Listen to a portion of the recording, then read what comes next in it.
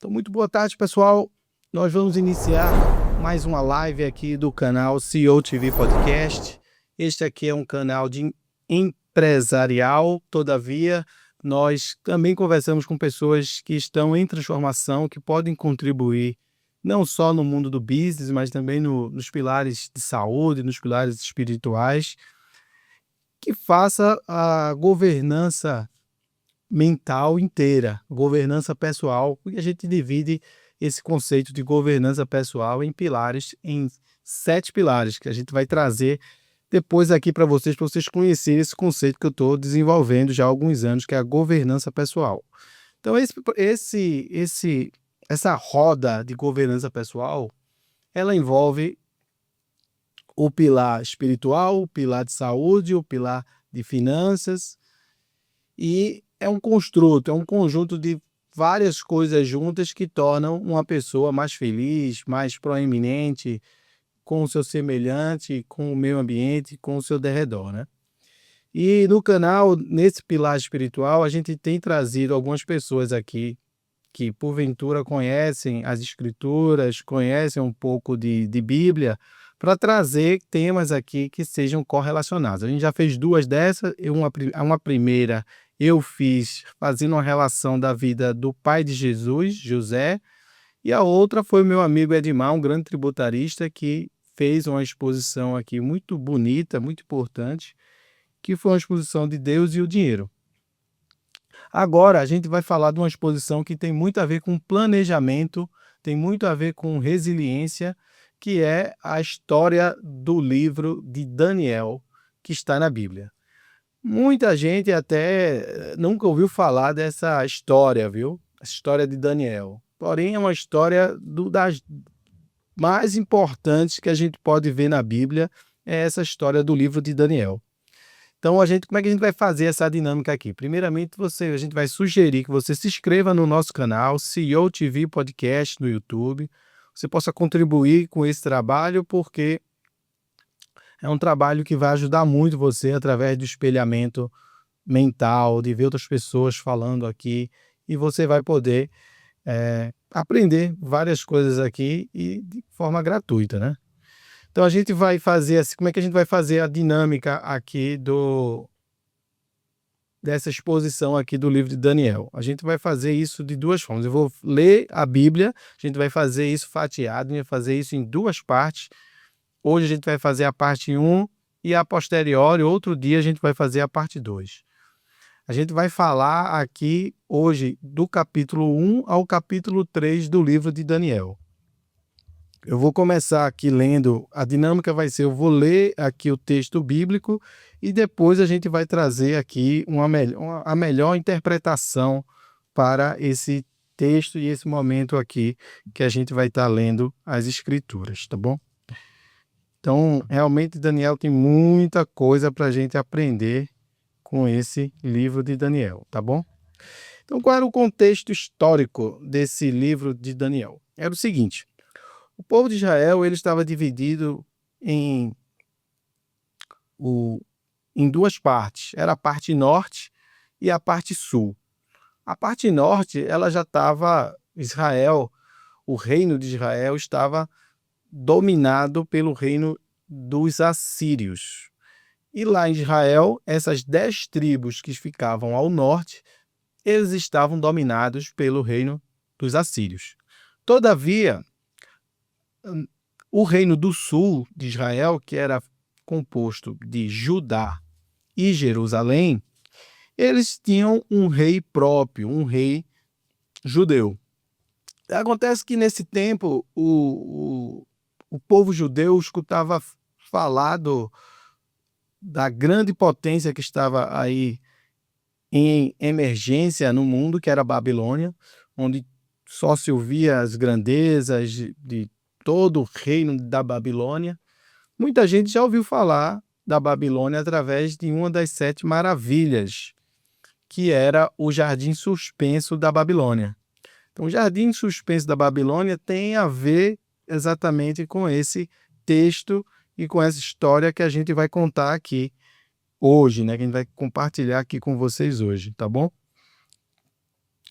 Então, o que acontece? O povo judeu, naquele contexto lá do sul, que tinha um rei próprio, vivia murmurando, vivia reclamando que gostariam muito de ser como a Babilônia, e muitos judeus deixaram de adorar e seguir a lei, os preceitos, os costumes do povo judaico para começar a adorar o deus Marduk. Muito compreensível, porque imagina você ter um vizinho que só prospera, prospera, prospera, onde tudo dá certo, onde você só escuta que cada vez vem riquezas, e isso tem uma correlação com um Deus. E aí o povo de Israel, quando olhava para a sua realidade, não via Israel prosperar, via lá diversos problemas sociais. Então, o povo começava a ter essa ansiedade, esse anseio de desejar as coisas da Babilônia.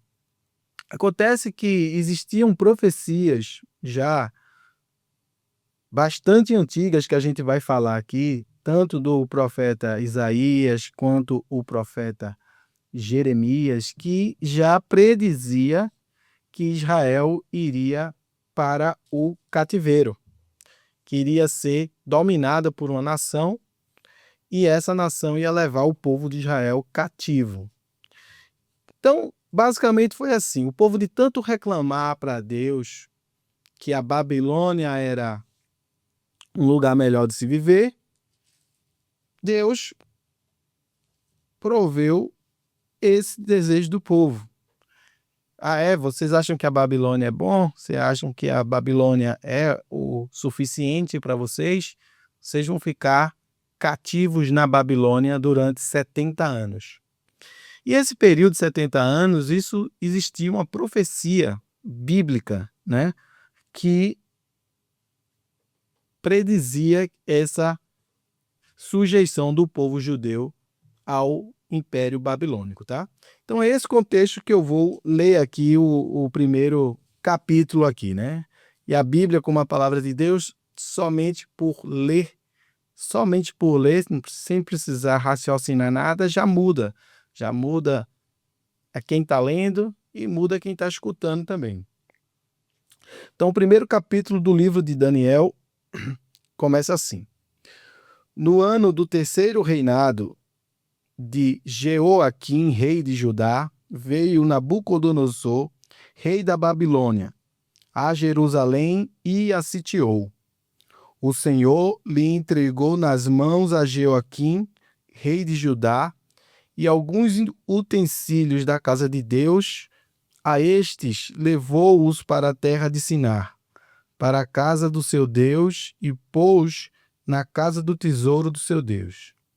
E disse o rei a Aspenaz, chefe dos eunucos, que trouxe alguns filhos de Israel, tanto da linhagem real como dos nobres, jovens sem nenhum defeito, de boa aparência, instruídos a toda sabedoria, doutos em ciência, versados no conhecimento, e que fossem competentes para que assistirem ao palácio do rei e lhe ensinassem a cultura e a língua dos caldeus. Determinou-lhes o rei a ração diária de finas iguarias da mesa real e do vinho que ele bebia. Assim fossem mantidos por 3 anos, ao cabo da qual assistiam diante do rei. E eles se achavam os filhos de, e entre eles, se achavam os filhos de Judá, ou seja, pessoas dessa região de Judá, Daniel, Ananias, Misael e Azarias. O chefe dos eunucos lhe pôs outros nomes, a saber, Daniel foi chamado de Beltesazar, Ananias de Sadraque e Misael de Mesaque e Azarias de Abidnego. Resolveu Daniel firmemente não contaminar-se com finas iguarias do rei, nem do vinho que ele bebia, e então pediu ao chefe dos eunucos que lhe permitissem não contaminar-se. Ora, Deus concedeu a Daniel misericórdia e compreensão por parte dos chefes dos eunucos. Disse o chefe dos eunucos a Daniel: tenho medo do meu senhor rei, que determinou que vossa comida e vossa bebida, que, pois, veria o seu rosto mais abatido de outros jovens da vossa idade. Assim, poreis em perigo a minha cabeça para com o rei. Então Daniel, o cozinheiro-chefe, a quem então Daniel disse ao cozinheiro-chefe, a quem o chefe dos eunucos havia encarregado de cuidar, Daniel, Ananias, Misael e Azarias: Experimenta-te e peço-te que os teus servos, em 10 dias, que nos dei legumes e água a comer e beber. E então se veja diante de ti a nossa aparência de jovens que comem finas iguarias do rei. Segundo vires, age com teus servos. Ele atendeu e experimentou 10 dias. Nos fins dos 10 dias, os jovens que comiam das finas iguarias dos reis estavam menos saudáveis que Daniel e seus amigos. Com isto, o cozinheiro tirou deles as finas iguarias e o vinho que deviam beber e lhe dava legumes. Ora, a esses 4 jovens Deus deu o conhecimento, a inteligência e toda a cultura e sabedoria. Mas a Daniel deu a inteligência e todas as visões e sonhos. Vencido o tempo determinado pelo rei para que o trouxessem, o chefe dos eunucos os trouxe à presença de Nabucodonosor, que era o rei. Então o rei falou com eles, e entre todos não foram achados como Daniel, Ananias e Misael e Azarias, porém passaram a assistir diante e diretamente ao rei. Então, o que a gente aprende aí, pessoal, nesse primeiro contexto aí que a gente leu na Bíblia, né? Quando a Babilônia dominou o reino sul de Judá e Jerusalém, eles levaram a maioria do povo cativo para a Babilônia e algumas pessoas ali ficaram. Então imagina só esse contexto. Daniel e os seus 3 amigos, eles não eram dessa parte da sociedade que estavam reclamando de Deus, que não estavam seguindo os desígnios de Deus lá em Judá. E mesmo assim, eles foram retirados das suas famílias e levados cativos à Babilônia. Acontece que eles eram de uma classe de nobres, de uma classe quase que real lá de Judá.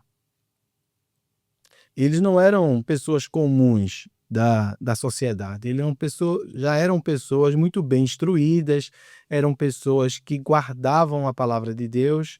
E aí imagina você ser acometido por uma injustiça, você ser levado para pagar pelos pecados dos outros. Então o que acontece? Que Daniel e seus amigos, eles nunca reclamaram porque estavam sendo levados naquela situação. Eles aceitaram o seu destino e foram até a Babilônia. Ao chegar na Babilônia, tem aí vários teólogos hoje que têm algumas conjecturas em relação a Daniel. Quando eles chegaram na Babilônia, foram separados por castas, evidentemente. E imagina, para estar mais próximo ao rei, para servir ao rei, se o rei iria tomar um vinho, não ia se colocar nem qualquer pessoa que nunca entendesse de vinho para servir vinho ao rei. Ia se colocar, evidentemente, o melhor sommelier, o mais preparado, que pudesse ali experimentar todo tipo de vinho e oferecer a melhor bebida para o rei. Isso seria a lógica, né? E foi assim que o fez. Então, Daniel e seus amigos, por serem pessoas já com uma certa educação, finos, ou seja, eles eram o melhor do que se tinha da casta de judeu, eles foram colocados numa posição para ser cuidados por um eunuco. Então, o que é um eunuco? Um eunuco é aquelas pessoas que ficam no reino para servirem, porém eles são castrados. Então imagina, o rei está ali com toda a sua família real, toda a corte real, e coloca lá um jovem bonito, um jovem proeminente, um jovem que veio de uma boa formação intelectual, espiritual e financeira.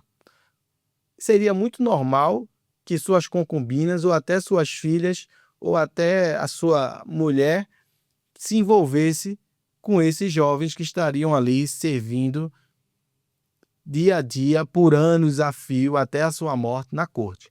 Então era muito comum nessa época aí, quem era mais próximo de servir ao rei e à sua família eram castrados, porque não ia colocar a raposa dentro do galinheiro, né? E o que se parece que o chefe de Daniel e dos seus amigos, que era Ananias, Misael e Azarias, ele era dito na Bíblia como o chefe dos eunucos.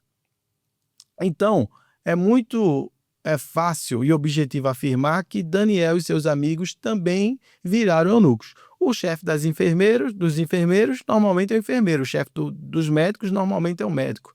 O chefe de um dos advogados, normalmente é alguém que tinha advogado. Então, como o chefe dele eram eunucos e ele era o chefe de todos os eunucos, é muito fácil os estudos afirmarem que Daniel e seus amigos também foram castrados. É uma coisa até assim meio forte, né? Por tantas histórias que a gente tem de Daniel. Até porque também nos outros eventos, grandes eventos que se sucedem para falando de Daniel, Daniel na cova dos leões, que a gente vai chegar lá na segunda parte, os 3 amigos de Daniel na fornalha. Era muito comum, quando você recebia uma pena nesse contexto da Babilônia, não ia ser você, ia você e toda a sua família, filho, mulher, toda a sua parentela sofria a mesma pena do penalizado, do réu, né? E aí o que aconteceu? Daniel, Ananias, Misael e Azarias tiveram os seus nomes modificados. E aí se começou o processo de aculturação do povo judeu dentro do contexto da Babilônia. Eles não foram só retirados, eles iam ser ensinados na cultura da Babilônia, eles iam aprender os cânticos da Babilônia e eles iriam comer igual um babilônico para que pudessem servir em sua plenitude intelectual e mental à Babilônia. Então, a primeira coisa que o chefe deles, que era um eunuco, né, o chefe dos eunucos, fez foi trocar o nome deles e estabelecer um nome babilônico. Daniel foi chamado de Beltesazar. Ananias passou a ser chamado de Sadraque. Misael passou a ser chamado de Mesaque. E Azarias passou a ser chamado de Abidnego. Tá? E aí o que aconteceu? O que aconteceu foi que Daniel, Deus deu uma capacidade de Daniel para interpretar sonhos. E o rei, dentro do seu esplendor, que era a maior nação daquele momento, começou a ter um sonho, e esse sonho do rei, ele passou a ser temerosamente não interpretado por diversos dos seus servos e astrólogos e as pessoas mais proeminentes e mais sábias ali do seu convívio. Em paralelo a isso, chegou essa hora da comida. Daniel chegou para o chefe dos eunucos e pediu para não comer a mesma comida que todo mundo estava comendo, porque ele entendia que era uma comida talvez oferecida aos deuses da Babilônia, e ele não queria se contaminar, ele queria manter aquela mínima esperança, aquele mínimo resquício da sua terra natal, de Judá, Jerusalém, que era o reino sul, que foi conquistado pela Babilônia, e ele pediu para o chefe dos eunucos para não comer a comida que era servida para todos e serem alimentados apenas de legumes e água. O chefe dos eunucos, muito até gracioso com Daniel, e talvez já por gostar muito de Daniel, porque Daniel era o mais proeminente de todos, disse que ficava muito preocupado dessa decisão de Daniel para que ele e seus amigos, Sadraque, Mesaque e Abidnego, comessem apenas legumes e água, porque ele chegou a dizer: Daniel, se você comer só legumes e água, e na hora de apresentar vocês ao rei, vocês estiverem totalmente desfigurados e diferentes em termos de qualidade de vida saudável, de aparência em relação aos outros, eu que vou pagar por isso, por não ter obedecido o rei e não ter cuidado de todos de uma maneira uníssona, de uma maneira igual, para que o rei fosse servido da melhor forma possível. Então Daniel pediu mais uma vez para ele e pediu para ele que ele fizesse uma experiência por 10 dias, viu? Fizesse uma experiência de 10 dias, que em 10 dias ele poderia fazer uma reavaliação de tudo isso. O que acontece que em 10 dias, o que aconteceu foi que Daniel e seus amigos estavam mais fortes e mais saudáveis do que todas as outras pessoas que estavam comendo todas aquelas comidas do rei. E o texto da Bíblia também nos fala que Deus deu o conhecimento e a inteligência em toda a cultura e sabedoria para Daniel e seus amigos. Porém, para Daniel, Deus deu um dom mais que especial. Deus deu um dom de interpretar sonhos, de interpretar coisas que ninguém poderia interpretar.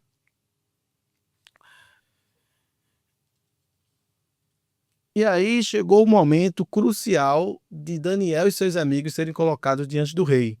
Quando eles achegaram-se diante do rei, o rei Nabucodonosor lhe inferiu várias perguntas e percebeu que Daniel e seus amigos eram aproximadamente 10 vezes mais sábios, mais cultos, mais inteligentes do que todas as outras pessoas que já tinham passado, que estavam sob a tutela desse eunuco, que era o chefe dos eunucos, né? E então o Daniel, ele foi uma pessoa que ficou na Babilônia em um alto posto, né? Praticamente como um governador durante vários anos até a sua morte, podendo acompanhar inclusive diversos reis. O outro contexto histórico que é interessante a gente colocar, pessoal, é o contexto de quem era o deus da Babilônia, que era um deus chamado Marduk. Então esse deus Marduk da Babilônia, ele era um deus que existia uma pluralidade chamada de politeísmo. Eram vários deuses e o maior deus era Marduk. Mas esse Marduk tinha casado, tinha filhos na mitologia e nas crenças da Babilônia, né? E a Babilônia, foi um grande esplendor, um dos maiores reinos da Terra, conhecido pelo Jardim Suspenso da Babilônia. E um outro contexto histórico que a gente coloca é uma profecia que tem lá no livro de Isaías, capítulo 13, que foi muitos anos antes de Daniel ir cativo. Lá no livro de Isaías, capítulo 13, versículo 19, existe uma profecia que fala da queda da Babilônia. Fala assim: Babilônia, a joia dos reinos, glória e orgulho dos caldeus, será como Sodoma e Gomorra quando Deus a transtornou. Então, quem lembra da história de Sodoma e Gomorra, que foi uma cidade no Velho Testamento, no Gênesis, que pela sua corrupção e pelos seus pecados, Deus destruiu com fogo essa cidade, e ela foi completamente destruída com fogo, né? E sumiu do mapa depois dessa destruição de Deus, que isso é objeto para a gente fazer um outro vídeo. Quando a Babilônia foi descoberta, isso recentemente, por volta de 1800, nas escavações de um arqueólogo chamado Robert Coldwater, a Babilônia foi descoberta exatamente na forma que esse texto nos coloca, que ela foi completamente destruída por fogo. Então tinha muitas evidências de templos queimados, que foi quando a Babilônia foi descoberta em escavações. E aí o que aconteceu é que viram que realmente aquela cidade é como se tivesse caído uma cortina de fogo em cima daquela cidade, que é exatamente em paralelo a essa profecia aí de Isaías, né, de muitos anos. E também mostra, existe um salmo, o Salmo 137, que mostra a tristeza do povo, em paralelo aí a Daniel, que ficou na corte, o sofrimento do povo de ver que aquilo que eles desejavam e cantavam, que queriam servir Marduk, não era muito bem o que eles esperavam, né? E aí, ó, tem no Salmo 137, tem lá: às margens dos rios da Babilônia, nós nos assentávamos e chorávamos, lembrando-nos de Sião, nos salgueiros que lá havia.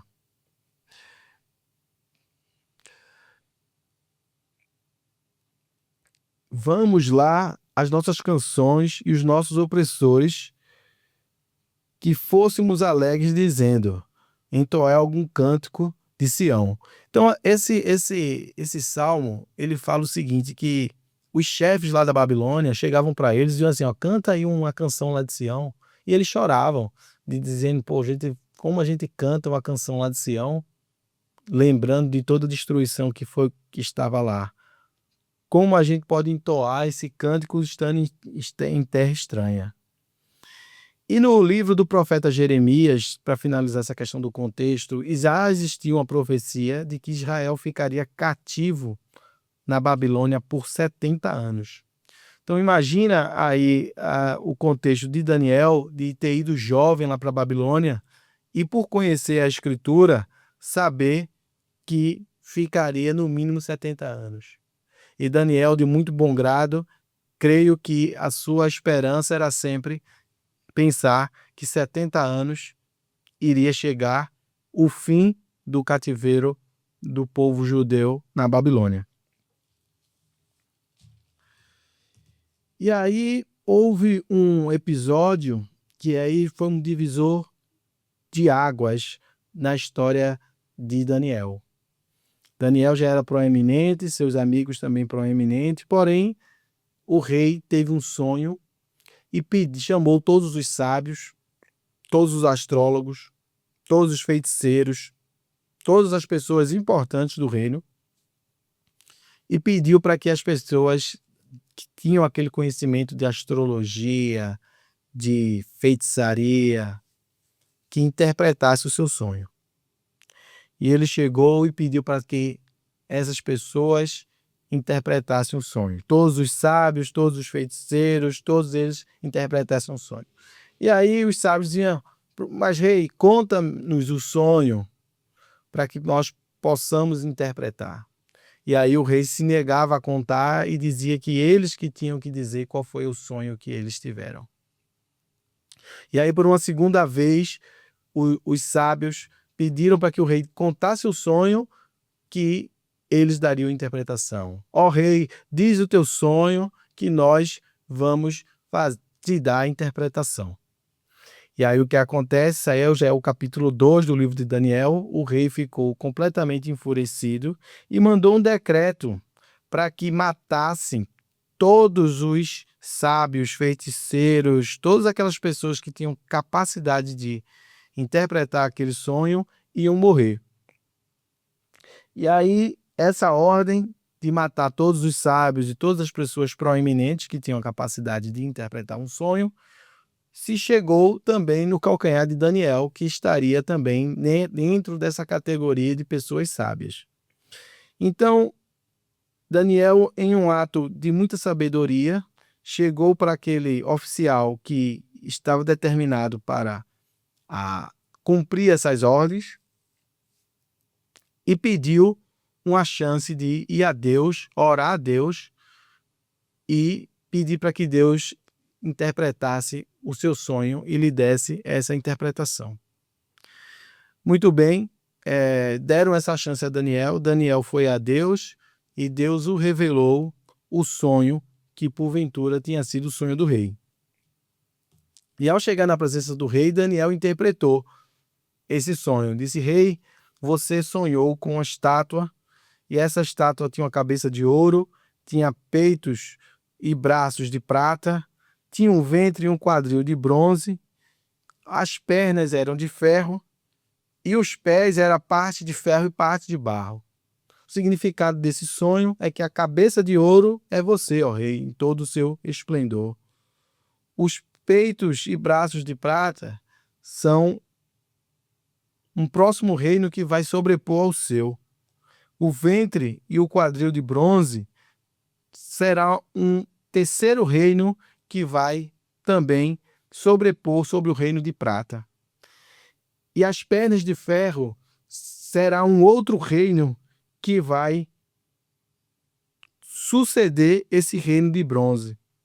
E a parte de ferro e a parte de barro, esses dois vão ruir e será o último reino que vai se sobrepor a todos os outros reinos. E o rei ficou muito admirado com isso, porque foi exatamente aquilo que ele sonhou. Então, essa questão de Daniel é bastante complexo, porque toca em vários livros da Bíblia, sobretudo também no livro de Apocalipse. E creio que João, o apóstolo João, a escrever a revelação do Apocalipse, tenho certeza que ele teve muitas influências intelectuais com o Apocalipse de Daniel, com todas essas figuras apocalípticas ou apologéticas que a gente vê no livro de Daniel, que a gente vai falar mais na frente, quando a gente for avançando no livro.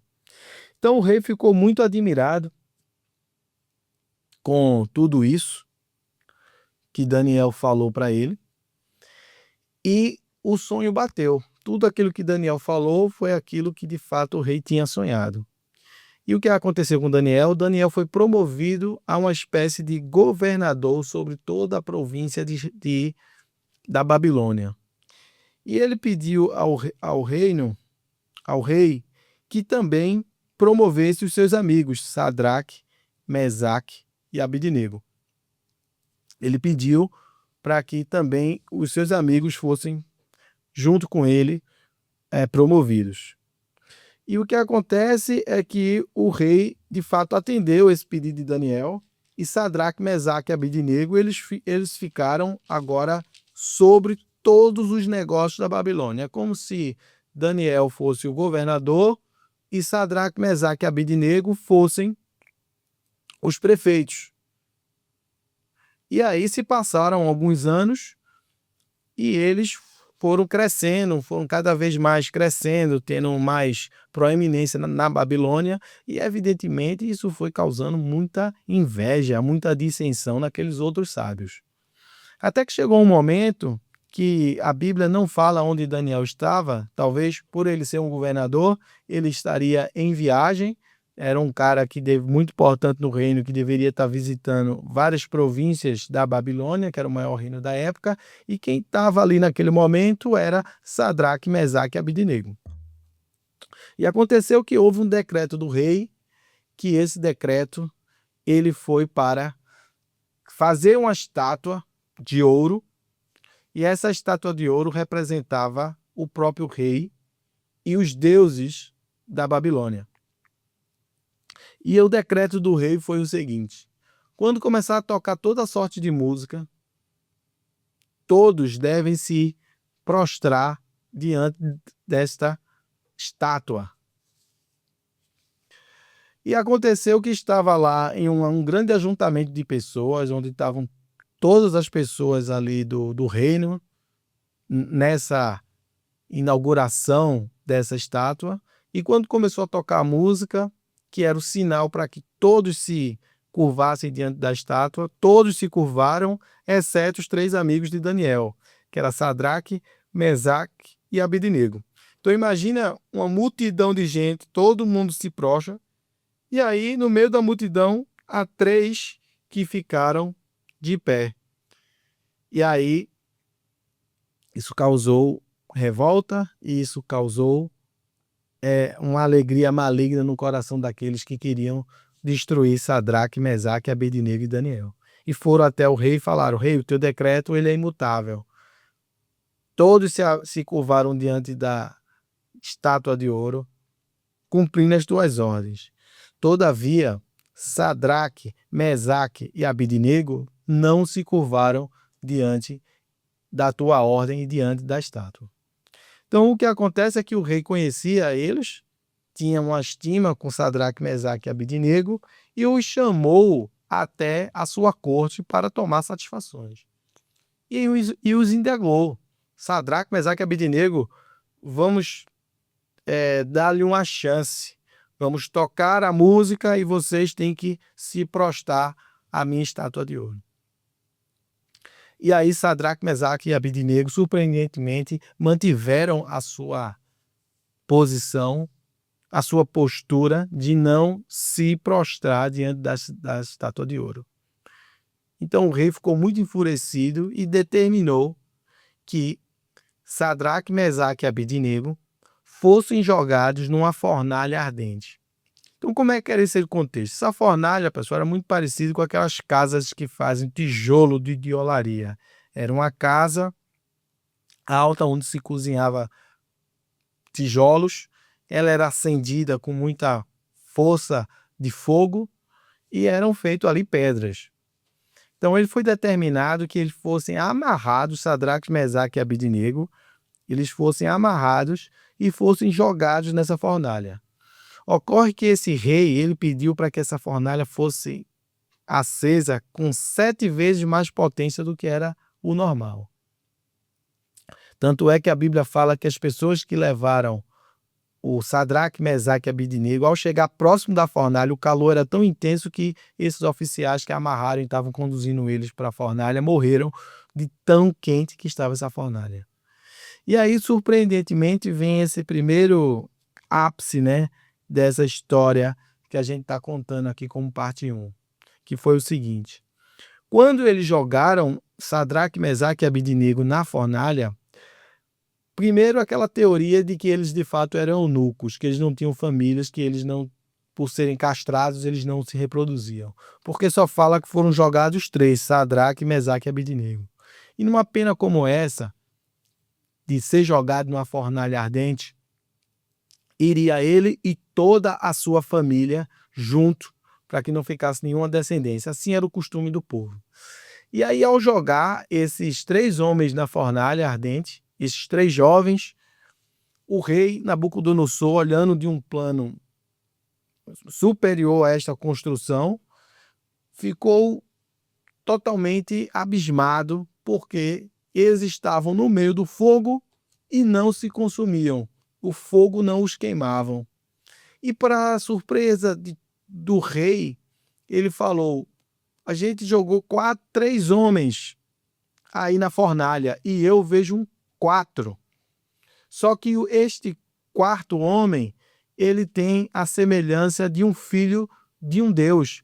Me parece que ele é filho dos deuses.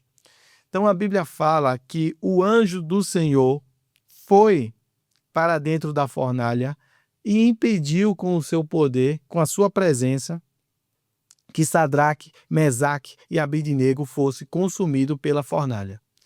Então, alguns teólogos, eu acho que hoje isso é um consenso muito grande na teologia, que esse 4º homem que estava na fornalha é uma manifestação cristofânica, ou seja, são manifestações do Cristo encarnado antes da primeira vinda de Cristo. Olha que coisa maravilhosa tem nesse livro, E aí diziam que eles passeavam no meio da fornalha e existia um 4º homem naquela fornalha e ele tinha um aspecto de filho dos deuses. Então deveria ser uma figura completamente diferente de um homem normal. E o rei Nabucodonosor afirmou que ele parecia ser um filho de deuses. E esse 4º homem era Jesus Cristo, que estava na fornalha ardente com Sadraque, Mesaque e Abidnego. E aí rapidamente foram lá para tirar Sadraque, Mesaque e Abidnego da fornalha, e o que aconteceu é que eles nem cheiro de fumaça tinham. Seus cabelos não estavam queimados, suas roupas não estavam queimadas, eles estavam completamente sãos e salvos. E aí se ecoou aquilo que eles falaram antes de ir para a fornalha, que eles não iriam se prostrar diante da estátua de ouro, e se eles fossem jogados na fornalha ardente, 2 coisas poderiam acontecer. A primeira era que eles poderiam morrer, que era o natural, ser consumido pelo fogo. E a segunda é que, se Deus quisesse, Deus iria livrá-los desse fogo. Então, a olhos humanos, né, meus amigos, minhas amigas, seria praticamente impossível seja jogado numa fornalha ardente e não ser consumido pelo fogo. E aí, depois desse episódio, que é um dos grandes marcos desse livro de Daniel, o rei faz um decreto de que toda a Babilônia deveria respeitar e cultuar esse Deus de Sadraque, Mesaque e Abednego, porque este era o Deus verdadeiro que tirou e livrou os seus servos da fornalha. Então isso foi primeira coisa estupefacta assim, que aconteceu na Babilônia. Agora, incrível é que Daniel não é citado. Então Daniel, se tivesse com certeza nesse contexto, ele iria lá intervir aos seus amigos, ou também iria estar nesse mesmo diapasão aí de ser jogado, porque ele também não iria se prostrar. Então, para finalizar, pessoal, quais são as lições que a gente tira desses 3 primeiros capítulos de Daniel, né? A gente pode dizer que é um livro atemporal, né? O livro de Daniel. E que insights a gente pode fazer com o livro de Daniel para o mundo corporativo, né? Primeiro, a gente vai falar com base no texto de Daniel, capítulo 1, versículo 8, que Daniel, ele decidiu não se contaminar com as iguarias do rei, mantendo seus princípios. Estão lembrados? Quando ele não decidiu comer o que todo mundo comia e pediu para comer legumes e água. No mundo empresarial, isto reflete a importância de aderir a valores éticos, mesmo diante de pressões para comprometer a integridade. Então, isso a gente destaca a aplicação de Daniel, como ele foi resiliente de querer se manter dentro da sua linha de pensamento. Então, no mundo empresarial, essa primeira lição que fica é a aplicação. Precisamos ser aplicados naquilo que a gente acredita.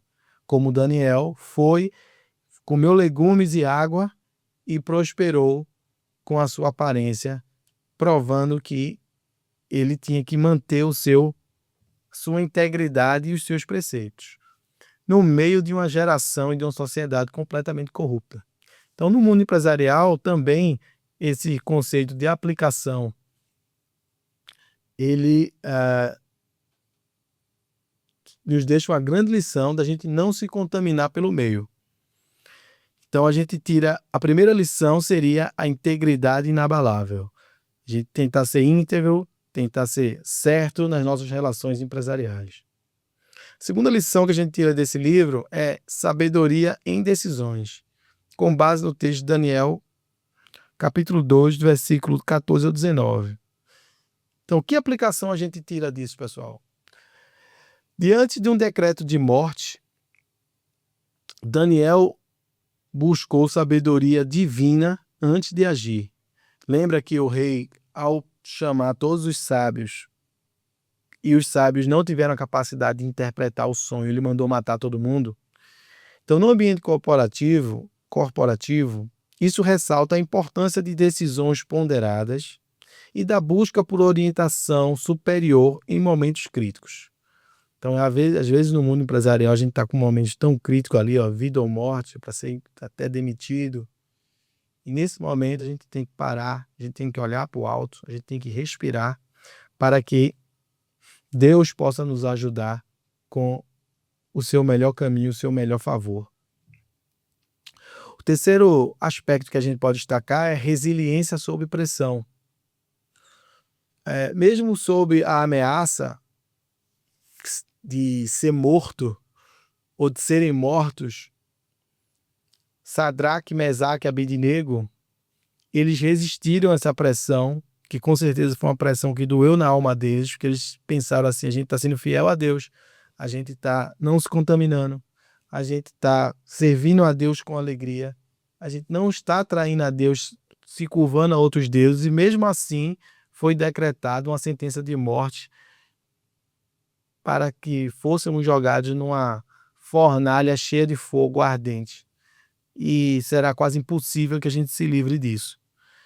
E eles seguraram essa pressão e falaram diante do rei. Se porventura eles tivessem de morrer, eles iam morrer, mas eles não iam se curvar. Mas se Deus quisesse livrá-los, eles iam se livrar. Existe até um livro chamado Apócrifo, né? Que é um livro que está fora da Bíblia, que fala da oração de Ananias, como ele estava pedindo a Deus para que Deus pudesse livrá-lo. A outra parte que a gente também vê é a visão e planejamento estratégico. Daniel, a gente vai chegar lá mais no futuro, né? Mas Daniel compreendeu os tempos e buscou a Deus em oração e jejum. No contexto empresarial, isto ressalta a importância de entender o mercado e planejar estrategicamente, buscando a orientação para ações futuras. Então, Daniel ele era um estrategista, né? Ele via a coisa lá na frente e planejava aquilo. Então, a gente no mundo empresarial, a gente também tem que ter o mínimo de planejamento. A gente não consegue ter um planejamento tão intenso, né? Gastar com planejamento, mas o mínimo num caderno a gente tem que tentar buscar um planejamento empresarial para tudo aquilo que a gente deseja fazer como empresa. Então, pessoal, é isso aí. Esse primeiro resumo aí do capítulo 1, 2 e 3 de Daniel tem várias aplicações aqui da Bíblia, com o mundo dos negócios, e a gente vai mais na frente fazer uma outra live sobre Daniel, tá bom? Então é isso aí, pessoal. Saúde, força e fé a todos vocês. A gente se vê aqui no próximo episódio aqui para falar também de parte 2 do livro de Daniel, tá bom?